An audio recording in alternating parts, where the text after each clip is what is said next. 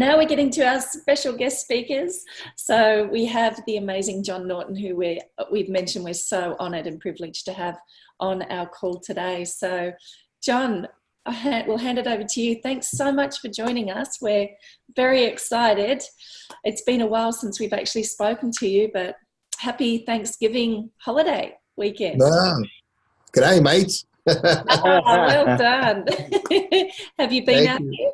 Have you been out? Thank you. No, I have not been to Australia. One of the few places that I really want to go and haven't been. So, I'm sure. Well, thank you. Thank you for that. And what a great tribute to all those who broke rank and moved forward. I'll tell you, just sitting there looking at the names, I just want to shake everyone's hand and thank them from our family. This has been a really special thing for us to see so many people benefiting by both the product of Asea and the business of Asea. And, it's just all positive. It's all going forward. So my mom and dad came to my house yesterday for Thanksgiving dinner, and my dad leaned over to me and he said, when you get a minute, come read some of the letters that I received for my 80th birthday. I think some of you know that he turned 80 about the time we did convention this year in Las Vegas, and a lot of people sent letters to him. And he said 9 out of 10 letters include something that represented a benefit by the product Asea to a family member or to themselves. And he said, if the world saw what was in these 500 letters or so, they would all jump on this, because it's pretty amazing what the product can do. And it's disappointing to a certain degree that we can't share all that it can do using the language that we've been given. So he's had to go through each one of them and kind of identify all the things that Asea is doing, and he has kept a really great record of all of that, and hopes to one day show a lot of people the real value of the product. Anyway, thank you very much for the introduction. I'll let you guys kind of drive, ask questions, tell me which direction you want to go, but Melissa and Bart, thanks for having me on. Thanks, John. We heard you've got a lot of snow out the window too, don't you? Thanksgiving. We do. It's coming down very hard right now. Very hard. Well, we're excited about that. We're going to be there next week. I haven't skied for 9 years, so we're going to be hitting the slopes over there. Awesome. We're glad that all of the major resorts open today, so you're going to have great snow, a lot of powder. Oh, good stuff. Good. We'll be actually up your neck of the woods somewhere. We'll be renting a house in Sundance as well, so we're very excited, because the reality is we wouldn't have been able to do that without Asea, without awesome. The transformation, the business of Asea. So absolutely. One of the things that I have been promoting in our newsletter about you is, in terms of sharing the founder's story, you've more or less got the story behind the story because of who you are. And there may be a lot of new people on the line today, and potentially a lot of people who haven't heard or simply your perspective, but also the Asea founder's story. So if you don't mind sharing that with us, we would really be grateful. Yeah, I'd be very happy to. I apologize for talking kind of quickly. There's a lot to the story, and I kind of talk quickly, and I know a lot of the new people on your team may not have English as a first language, so I apologize for that. I'm hoping maybe they can go back and listen to it. But I love the story. It's the thing that gets me really excited about both the product Asea and the opportunity Asea. This started probably 12, 13 years ago for my dad. The product that we now know as Asea started even before that. And my dad did very well in business. We grew up close to New York City, where he worked for General Foods, and then later Kraft bought General Foods, and he worked for Kraft General Foods, and retired from Kraft General Foods as a vice president, working a lot with strategy and seeing how the business could run better. and made a name for himself. And a lot of people kind of perked up and knew the name of Verdis Norton as a great strategist. And when he retired to Park City, there were people, individuals, companies that were calling him asking for help. And he was retired comfortably and playing a lot of golf and having a good time. And one company in particular said, please come out and help us. And he decided to go out and help them for a day at the request of Tyler, my brother. And he met with them for a day and said, well, you guys have done great so far, but there's quite a bit more work that needs to be done. And if you want to take it to market in the path that you're now considering, you need a lot more money. And they said to him, can you help us find it? He said, well, sure, I can. But you need to know that your piece of the pie, which is now the full pie, is going to be a small sliver once these new investors come in, because for you to take it into the realm of the pharmaceutical industry, it'll cost you close to $1 billion. And they all kind of choked on that. They had spent about $16 million, had worked it for a long, long time, gone through 4 CEOs, and hadn't made a penny. And they were planning to take it forward and introduce it to the pharmaceutical world. And they said, well, would you be willing to run the company? And he said, nope, I have no interest. Thanks for the offer. They said, what if we were to sell it to you and we reinvested in you and you owned it? And he said, well, I appreciate it, but I don't think I'm interested. They realized very quickly that he knew how to take it to market and that there were a couple different avenues to do that in.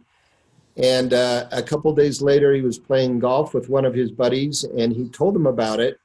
And the guy stopped his golf cart and pulled his wallet out and pulled an old crumpled check out and wrote a check and kind of threw it to my dad. And they both started laughing. And he said, what are you doing? He said, I've always wanted to go into business with you. Let's go do it. Let's go buy it. He says, how could you be serious? You don't even know what this is. He said, it doesn't really matter. I just want to go into business with you. And so they actually thought about it and decided to buy the business. It was delivered to them in the form of 9 pallets of documentation, research, patents, information from major universities, University of Indiana and Washington, Stanford, Harvard, UCLA, a couple others that had done research on this product. And they really didn't know the first steps of how they should make a play on this. It was a business play at the time. And they thought, let's prove what it is and introduce it and understand a little bit better the mode of action or the mechanism of action in the body, why it works. And then we'll flip it and we'll just sell it to a big pharmaceutical company and they can take the ball and run from there. It's a business play and let's flip it and make some money. And they started introducing it to individuals who had connections into the pharmaceutical industry here in the United States, but ties all throughout the world: GlaxoSmithKline, Johnson & Johnson, Baxter, Bar Pharmaceutical out of New Jersey expressed real interest, and they got on a Learjet and flew to Salt Lake City, and they entertained them for a day while some of their scientists took the product to some labs here in the Salt Lake City area and tested it. And after lunch, they came in and the scientists walked in and they essentially nodded. They said they have it, which was redox signaling molecules. Now, I've got to back up just a little bit. For us to understand that we had redox signaling molecules, we contacted an atomic medical physicist by the name of Gary Samuelson. Some of you may still know that name. Gary initially was not interested at all. He said, everything having to do with salt water has already been discovered. I have no interest. But he said, I do want you to look at a couple other things. And they said, well, we thought you would say that. So they had brought a bunch of the science that some of these universities had gone through, and they handed it to him and said, take a look at this and let us know what you think.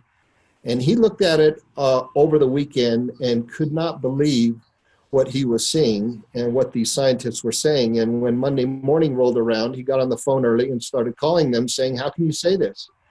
How can you say that it does this and this and this? And they said, we don't know why it's doing what it's doing, but we can tell you that it's doing all these things. And he got back in touch with my dad and said, I'm fascinated. He said, you've got my attention. I think you have something here that the world doesn't know about yet, and I do want to study it and understand it. And he pretty much locked himself in a room up close to the University of Utah and studied it for close to 2.5 months, and called my dad and said, do you have any idea what you have? And he said, no. And he said, well, I'm not going to tell you over the phone. Meet me at the office. And they walked in, and he closed the door and pulled his chair up and sat down. And he asked the question, do you know what you have? And they said, no. So tell us what he had. He said, well, about 10 years ago at the time, scientists had discovered that there was a second set of molecules in the Krebs cycle. They're called Krebs cycle intermediates. And half of them are very powerful and they can be considered free radicals, but they had never seen the other half. They're called the reduced species. And it's the other half of redox, reductants and oxidants. But he said together they form a balancing set of molecules that every cell in the body needs in order to function properly. But we had only seen half of the equation until this new spectrometry microscope allowed them, using a dye, to see the second set of molecules. So all the textbooks were showing that these molecules were bad. And whenever you'd see them in a biology book, they'd always have big lightning bolts against them saying these are free radicals and they will kill the body. Well, what they didn't realize that this was the weapon of choice for the immune system, and that they are extremely valuable, and without them you die in about 10 minutes. What they realized was that this second set of molecules would balance them and would allow them to work hard in the body without destroying other parts of the body. So one's the army, the other is the shield. And as he explained this, he said this is called redox signaling molecules. Well, it went over their heads. Had never heard of that. It was really a new concept even in the scientific field. And he said, what's the application? He said, you're not getting what I'm saying. He said, you can't compare these to anything. There's nothing like them. They work in concert with the body, the way the body was designed to work. Your body and the immune system is much more powerful than anyone really understands. And these are the key components that make the immune system work. So that's when they took it to the pharmaceutical industry, and Barr came out and made them a huge offer, a big check, and said, but the condition is that you have to give us all of your product, all of your patents, all of your documentation, everything that you have now, you've got to give it to us, and we'll put it on a plane and take it back to New Jersey. And my dad said, well, I don't think we can do that. We've given this to a lot of people, and they're coming back saying this is tremendous, and I'm giving it to all my family, and it had gone to 20 some odd countries. And the word was really getting out that we had something special. It was helping a lot of people. And they said, well, people die every day. You have to really let them go. And my dad's exact words were, that sounds a little harsh to me. And they said, well, if you want to cash the check and work with us, you've got to do that. Well, meantime, Dr. Samuelson's kind of kicking them under the table saying, don't do anything until we've had a chance to talk. And he kind of cornered them in the room before they left, but when they were alone, and said, I could live 100 lifetimes and never see something like this. This belongs to humanity, and we have to find a way to get it to people rather than give it to them, because it was his understanding that they would bury it, that they would shelf it, that it was so powerful and effective that it would hurt the industry and hurt their products that they had spent literally hundreds of millions of dollars on. And he said, please don't sell this into this group. So they said, we'll give you our answer. They picked up and left, hopped on their Learjet, flew back to New Jersey. And my dad and his partners went in and talked to Orrin Hatch, who was a Utah senator and ran for president, for a nomination for president of the Republican Party, I don't know, a long time ago. But he brought them in and kind of cleared his calendar, and they talked about it for a long time. And he said, don't sell it to the pharmaceutical industry, because they will either bump the price up on it so that it's very, very hard to afford for the average person, even through insurance, or they will shelf it. They'll bury it, because it is a very powerful, natural, native, safe thing that you can put in your body. It will do a lot of good. And that will actually hurt the industry a little bit. And so they thought about it, and it was at that point where they kind of turned to each other and said, it's no longer a business play. This has so much value, so much benefit for so many people. Let's make it available. And he said, Orrin Hatch said, if you have your safety and toxicity testing done, you can bring this out tomorrow as a nutraceutical and just not make any claims. And that's what they decided to do. So at that point, Asea was born as a network marketing company. And at that point, my dad said, our goal is to bring it to the four corners of this earth and to help as many people as possible. And he kind of turned the check down and said, let's start from scratch. Let's get this going. And many of you know my sister, Nancy. Nancy and I sat in a room with about 16 other people. And we said, yeah, we'll do it. No tools, no presentation, no pamphlets, no nothing really. And we started telling people about it. And, the meetings were small, and then they'd get a little bit bigger. But, I always thought that each of us who understood what it was had a responsibility to share it with as many people as we could, because the stories just started rolling in, and now it's moving exponentially. I mean, hundreds and hundreds and hundreds of stories of how Asea, and what I will say is that in and of itself, Asea doesn't cure anything, but Asea helps the body figure out a way to kick in the immune system, and the immune system takes care of it. So Asea is not designed to treat, cure, prevent any disease, but what I will tell you is that it is the basic building blocks of the immune system, that saltwater chemistry, which is kind of what Asea is the language, it is the currency of health. And that's true of every living organism. And this has such great value that it's my belief that the company might very well grow to be, over time, one of the most important companies on the earth for health and wellness. And we're going to help a lot of people financially along the way. So with that, I turn it back over to the two of you, the three of you now. I'd just like to say something. I would like to just, in terms of perspective and time, I mean, this was all, your dad was, 69 years old at the time. He was looking to retire. And also we're talking 2008, one of the biggest, recessions in the U.S. history. What a time to do that. So I just want to express my gratitude. We'd like to express our gratitude actually for the courage that you and the Norton family had to take this on with no network marketing experience whatsoever, and just making the decision to do that, because what a huge thing. I mean, you didn't need to do it. It was really just an incredible gift to leave a legacy like that. So thank you for your courage and your commitment to help get this out to humanity. Absolutely. Thank you, Bart. Thank you, Melissa. Can I say one other thing? As you're mentioning that, we didn't have any network marketing experience, but Nancy and I became the first of a couple of founding triple diamonds in the company. And I would say to this day, I don't know how to do it. I still don't know how to do it. But what I knew was a fact is that if I told 10 people a certain number were going to come in, and you can get a little better, and sometimes that number goes from 4 to 5 to 6 to 7 even, you're always going to have one or two that say, not for me, and that's totally fine. But it is a numbers game for everyone.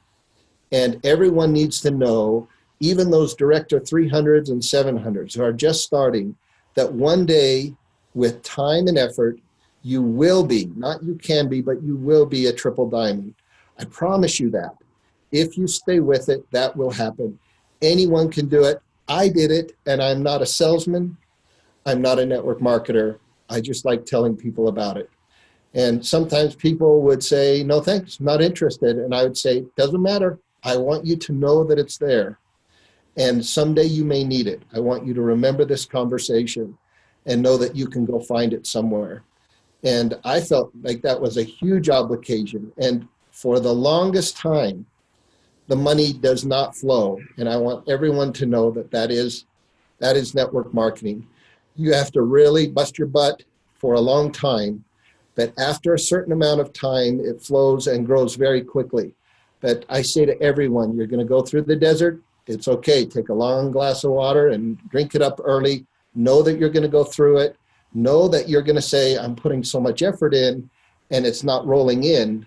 But over time, it really kicks in and it really, really pays off. So I would encourage everyone who says, it's not me, I just can't do it, I don't know how to do it, just to share it with people and continue to share it with people. And over time, absolutely everyone can achieve whatever rank they desire. I honestly believe that. So I just wanted to say that, Bart.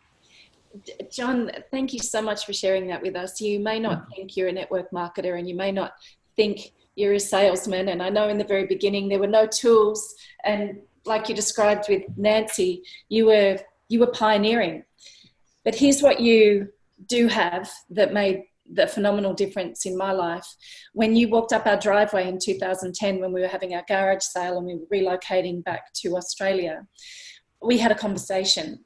And at the time we were protecting income from another network marketing company that we'd been a part of for many, many years. And what I remember about you is it wasn't necessarily what you said, it was how you said it. So you had mentioned to me that your dad was forming this company and there was an atomic medical physicist that he was working with. And I absolutely knew in the moment, because of who you are and how you represented to me, the conviction that you have, obviously the knowledge that you have, the passion that you have for Asea. But the thing that I'll never forget is the absolute love and admiration you have for your dad. And so you were telling me about Asea and there were lots of other people around. And I remembered at the time that this conversation was extremely special and that it wasn't a coincidence that I met you.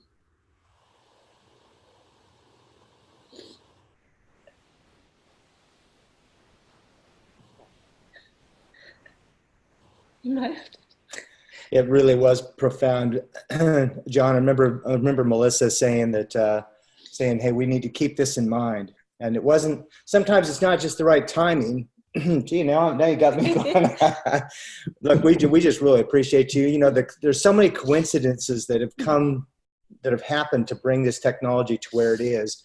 Just the simple fact that it found its way into Verdis's hands and your hands is really pretty remarkable. I know Dr. Samuelson said that he felt like he was led, that he was guided to this, to the discovery of the breakthrough, how to stabilize these molecules. So we're really in a very unique time and place right now, particularly as this is really starting to pick up some momentum. I know that you had to lay a foundation to begin with just to really make this, to be able to move this forward. Otherwise it would have grown. In fact, I remember something that Verdis said when I came to the fly-in September of 2014. He said, if people really understood what we have our hands on, we would be bigger than Apple Computer overnight. Unfortunately, just because of the nature of the wellness industry and the way it is, we can't be quite as public of what it does, but I think that you've really shared pretty well what's going on with this product and how powerful it truly is. Well, I was just going to say, so you made it into our driveway and you changed our lives. So. Well, I thank you, Melissa, for sharing your emotion. I have felt that same feeling about relationships and about the product and about the opportunity. And our family talks about it with sincere reverence because we do feel like we have been part of a bigger plan and have been guided by Providence to do some of the things that we have done. And we feel like there is a symphony going on, and we may be playing a little tiny piece of that symphony, but a higher power is orchestrating all of this. and the symphony is beautiful beyond imagination. And we all play our little part. And once the music comes out, you listen to it again and you realize the majesty of it. And it's humbling. It's humbling for every single one of us to be part of something so incredibly awesome and beautiful and powerful. And it has some amazing components to it. And everyone who understands the core of the business and the product feels it. So thank you for your emotion. I'll let you know that every member of our family has felt the same way you and Bart have about this. And I felt the same way, that our meeting was not by chance. And that, those are the seeds that are important for all of us to plant. And, eventually they'll bloom. They all will.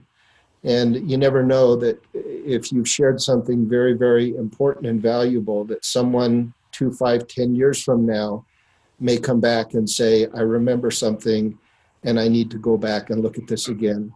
And a lot of times we're prompted to do that for a very important reason. I don't know how many of us it will help in the long run, health-wise, but there's value in our relationships as well. So thank you for that. Thank you so much, John. I've got myself together now. Thank you. Hey, there's one thing that you shared a story, a Christmas Eve story. I know that you're just loaded with so much profound knowledge. I know that they've got some information about athletics, and maybe we're not all athletes, but we can all, if we have an active lifestyle, we always want to get the most out of our day.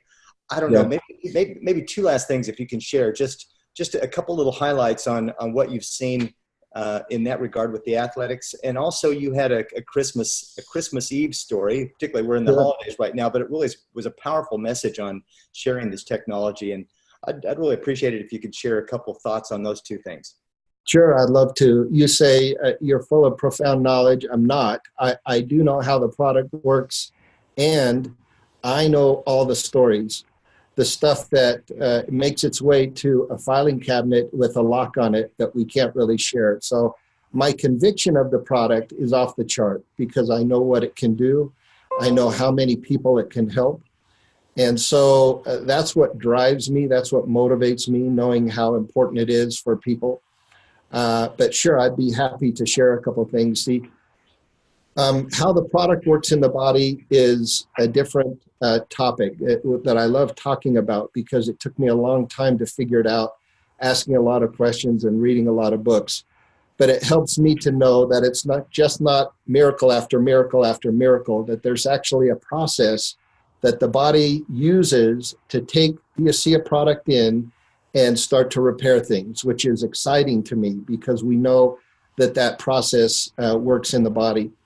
The athletic side of things really came about through Nancy, my sister's husband, Mark Tinnell, who is a cyclist, and he's on a team, and they actually do real rigorous, difficult, long races together where they kind of work together as a team. And one morning he got on his bike with the rest of their team and went from the valley of Salt Lake City up close to the top of I think it was Brighton Mountain. So all the way up to the top of the mountains above Salt Lake City. And about midway through, Mark had taken off well in front of the team, and they were lagging behind. The entire team was trying to catch him, and he was literally minutes ahead of them. Got to the top of the mountain, took his helmet off, got off his bike, and waited for them. And they got to the top and said, what the heck just happened? We have been pushing as hard as we ever have, and we can't keep up with you. What are you on? And he drove down to the bottom of the mountain, got on the phone and said to my dad, you have a performance enhancer. And he said, what do you mean? He says, this stuff enhances performance. And it does so safe, legally. It's not a drug, all that kind of stuff. And so we immediately took it to a number of institutions where they were measuring VO2 max, which is an interesting concept. It's essentially how in tune can you get your body so that it can take the oxygen that you're bringing in and turn it into fuel. So there's kind of a number that you can get to for all athletes, and it's called VO2 max, and it actually increases your VO2 max, so your threshold for turning oxygen into energy. And normally it takes athletes months and months and months to even move it a little bit, and we have shown that it can increase that up to 12% almost immediately. So a lot of the work that was done on this was done in the Human Performance Lab at Appalachian State, working in conjunction with the University of North Carolina, Duke, Wake Forest, and a couple others in Raleigh, North Carolina, close to Research Triangle Park, where Dr. David C. Neiman did some studies on athletes given Asea and a placebo to see if Asea was real. And what they found was, in their terms, astonishing, remarkable, in some cases unbelievable. Dr. Neiman at one point said, "I've been looking for this for 30 years. So this does not make you stronger. It doesn't make you faster. It allows you to go longer, harder. And so this is really for endurance athletes. And once you understand the components that make up the different energies that you can take into your body, fats, proteins, and carbs, you understand that there's a relationship, and really the only two energies are not proteins. Proteins will help infrastructure, but it's fats or carbs, and they trade off. So if you want to go fast quickly, it's carbs. If you want to go long, it's fats. But you have to have kind of a burning of one to have the other. So what this allows you to do is spare glucose in your bloodstream so that it can be there at the end of the race, allowing you to go longer. So, there's some diagrams that if I were to show you, you'd say, oh, it makes perfect sense. But essentially what you're doing is a lot of the athletes take in as much carbs as they can. Right before a race, you can get about 390 grams of carbs in your body. And at that point in your blood and liver, you're full. You can't do more. They've actually done studies and shown that, if you continue to eat carbs, you can't get more than about 390 grams in there. So at some point, you're going to run out. But Asea helps the body use fats, fatty free acids from adipose tissue, mainly in your stomach, and it can use it as a source of fuel.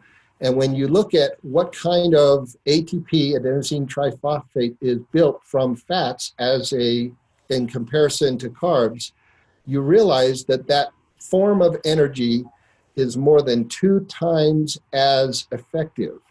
Meaning if your car now gets, and I'm in the US, so I'll use miles, but say it's 30 miles to the gallon, this would give you 65 miles or 70 miles to the gallon.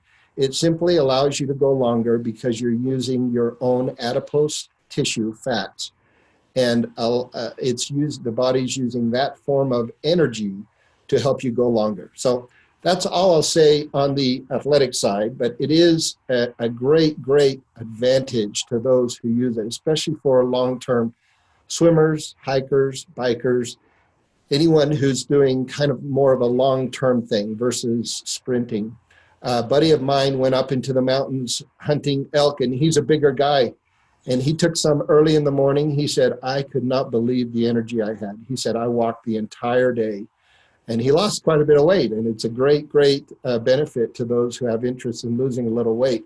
But he said, I could keep going. I just kept going and going. And so if you haven't tried it for that purpose, you should. So let me turn quickly to the story that you're referring to. This is something that happened when I first moved into my current house. We had some friends down the street that said, we'd love to get together for Christmas Eve. And they were coming to our house, and it was literally 5 or 5:30 in the evening on Christmas Eve. And my wife was preparing some kind of dessert and missed some kind of ingredient. And she said, would you quickly run to the store? I think they're open till 6. And grab this for me. I need it for what I'm making. And I hopped in my car and took off, and it was very, very quiet in my neighborhood. The Christmas lights were on all around me. And as I was driving down the street, it seemed like I was the only one there. And as I turned the corner and went down the street towards the grocery store in our area, I live kind of up on that mountain on the other side of Sundance, where you're headed. I'm on Timpanogos Mountain. I came to a four-way stop and looked left and right, seeing no cars were coming, started to go through, but a flash caught my eye on the left side. And I looked back over and realized that there was about a 10 to 15 foot flame coming up from the rooftop of one of the houses, not the house on the corner, but the next one in. And I sat there and looked at it and thought, it is so quiet, so serene. No one knows that that flame is there. And that house is probably pretty close to going up in flames. It had not snowed or rained, so everything was pretty dry. And I quickly turned my car left and parked in front of their house, threw my door open and ran up to the front door and knocked on the door. And I could hear people inside, and I wasn't just going to wait for 30 or 40 seconds. So I knocked on the door again. No one was coming. I was getting frantic for their safety and for their house. And I opened the screen door and kind of pounded on it. And I could hear them talking. And at this point, I gave them 10, 12 seconds. And I got frustrated. I started hitting the doorbell. And after a few more seconds, I checked the knob and opened the door. And it was open. And the whole family was in there on the floor, with the exception of one or two. They had several kids. And the dad looked at me like, what the heck are you doing? Get out of my house. Who do you think you are? And he was very, very frustrated and even mad. And I looked at him in the eye and I said, calmly, I said, your house is on fire. And he did not move. His wife didn't move. They thought, you're an idiot. Get out of here. And I said, your house is on fire. There's a flame on your roof. And he still didn't move. And I walked into his house, leaned over his couch, and I yelled at him. And I said, your house is burning down right now. Come out and I'll show you the flame. And he got up very slowly, and I waited for him at the door, and I opened the door for him, and he walked out, looked up and couldn't see it. And he looks at me. I said, back up, it's there. And he walked closer to the sidewalk to the front of the house and saw a massive flame. At this point, it's 15, 20 feet tall. And it was burning right next to his chimney and his roof line. And he erupted. And he yelled to his wife and he yelled to his kids. And he asked me to go around the back and get a garden hose that I could use that hook up the front. We might be able to get some water on it. I knew it was futile, but I said, hurry and call the fire department. I haven't called them yet. And he called them, and I sat there and helped. We couldn't reach the flame. It was a 2-story house, pretty big house. And I sat there and I just went back to my car and I watched the whole house burn. And the family came out. One of the sons was literally in the shower when I went in. He came out with just a towel and a couple things on. And they kept running back in, go get this, go get that. Well, long story short, I went down and grabbed what I needed at the store and came back. And as I was driving up to our house, I could see huge billows of dark smoke rising above the tree line. And I knew that the house was just engulfed in flames. And it was. The whole family was out there. There were neighbors trying to comfort them. And I stopped for a minute, but, there were 50, 60, 70 people out there with the fire department and hoses everywhere. And I drove by that house for the next probably 2 months. And most of it was covered in a tarp. They eventually had to tear down most of it and rebuild the whole thing. But later, I stopped at the house and I walked up and I knocked on the door. I said, you remember me? And the guy said, no. I said, I was the dingbat that walked into your house way back when. And he thanked me at the time. He didn't realize it, of course, when I first went in. But he realized that what I was doing was important to him and important to his family and for their safety. And the more I think about that, the more I tie it back to the way I feel about what I know Asea can do. And Sometimes people don't know that their house is on fire, and we'll say something and they'll say, yeah, yeah. And sometimes you need to knock a little harder. Sometimes you need to push your way in, and they need to see in your eyes, which is super important, that you're sincere and that you're there to help. And when they see that, they will listen. And I can give you dozens of experiences with Asea where people initially said, yeah, yeah, you're just another product. You're just another company. I don't know what this is, but it can't be real. And I have to push the door open, so to speak, and look in their eyes and say, I promise you, you need this. I promise you, you need this. This is valuable. Don't discard it, because it's something that you're going to need and might really help you. And again, I have the benefit of seeing a lot of the anecdotal evidence. I know what Asea is, and it drives me, and it should drive everyone who has seen what it is and what it can do to not stop talking about it with everyone. So pass it back. You're an amazing human being, John. You're saving lives in more ways than one. And as I mentioned earlier, you've certainly made an incredibly huge difference to our life. I wrote a letter to Verdis, we both did, about our perspective and our stories and how our lives have changed. And all I can say is we are beyond grateful. Thank you for being who you are, for having the conviction, the believability, the compassion, and the love that you have for mankind. And we're so grateful to you and your family. Thank you for changing all of our lives all around the world. And it's only just beginning. So absolutely. Thank you. Thank you so much for your time. Let you get back to your family. Enjoy the rest of your Thanksgiving. And if you're hitting the Sundance slopes in the next few weeks, we'll be probably a yard sale happening on the slopes, but we'll be there. Well, see if we can find some time we can get together. Enjoy it. You're going to have a great time.